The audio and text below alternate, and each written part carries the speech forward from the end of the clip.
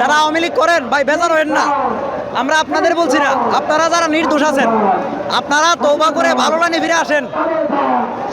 খুন করলে শেখ হাসিনা করছে, খুন করলে শেখ হাসিনার যে দোসররা আছে তারা করছে, আপনারা তো করেন নাই। আপনারা তওবা করে জনগণের কাতারে চলে আসেন, শেখ হাসিনার বিচার চান, শেখ হাসিনার ফাঁসি চান, কেন চাইবেন না?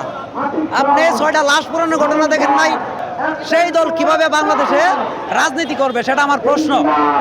দেখেন, ইউরোপীয় ইউনিয়ন বলেন, যুক্তরাজ্য বলেন, তারা যে আমাদেরকে গণতন্ত্র শিখায়, যে ভাই ঠিক আছে গণতন্ত্র মানলাম, কিন্তু আপনাদের দেশে যদি কেউ আপনাদের উপরে কোনো হামলা করে, জাস্ট একটা হামলা করে, আপনারা তাকে জঙ্গি ট্যাগ দিয়ে দেন, জঙ্গি ট্যাগ দিয়ে নিষিদ্ধ করে দেন, আপনাদের রাষ্ট্র থেকে তাকে বাহির করে দেন।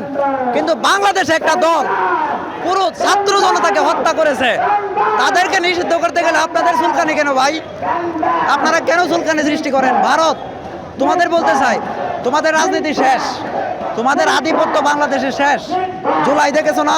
তোমরা তোমাদের পথ দেখো, বাংলাদেশে নাক গলাতে এসো না।